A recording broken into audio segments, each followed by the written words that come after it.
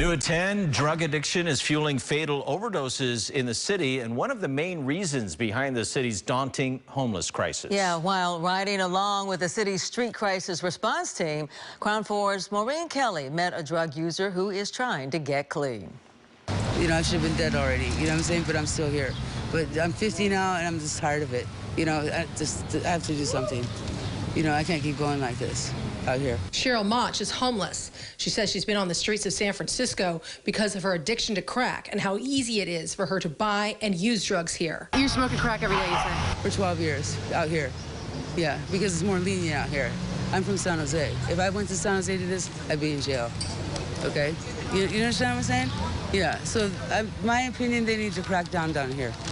They really do. She walked up to me as I was tagging along with one of the city's new street crisis response teams working in the Tenderloin. The team is made up of a community paramedic, a mental health clinician, and a peer support counselor. They respond to nonviolent 911 calls involving mentally disturbed people. They had just administered Narcan to someone on the verge of an overdose and were handing him off to an ambulance crew when the 50-year-old woman said she wanted help off the streets. Yeah, I'm ready. The peer support counselor uses his experience of being formerly homeless and a recovering drug addict to help build trust. You know, a lot of us have been in that same hole that the people we respond to are in, and we can give them some help on how to get out. I'm tired of it. Yeah, I'm tired. 12-year relapse. I've never gone on a 12-year relapse.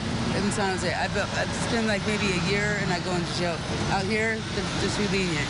The clinician for the street crisis response team works for the nonprofit Health Right 360 that offers detox. So we do have access to residential treatment programs, and so we absolutely can kind of work together to get you in. On the website findtreatmentsf.org, the city's Department of Public Health has a list of substance use and mental health residential treatment programs available for people who qualify for Medi-Cal and keeps the number of available beds for men and women updated. There are nearly 490 beds now. Another 140 beds are in the pipeline.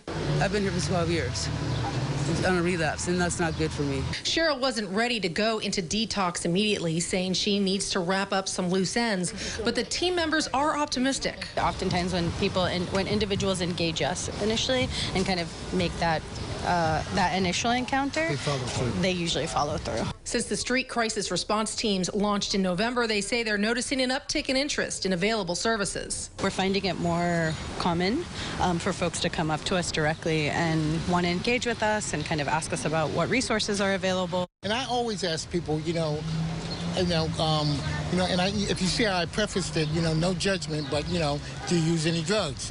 And then I always, offer them treatment because we have treatment. The Department of Public Health says between 2019 and 2020, over 5,400 people were enrolled in either inpatient or outpatient substance use disorder treatment programs. Because Cheryl is homeless, if she does enter treatment, she'll be signed up on a priority list for housing.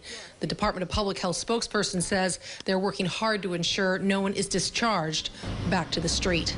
Maureen Kelly, Crown 4 News.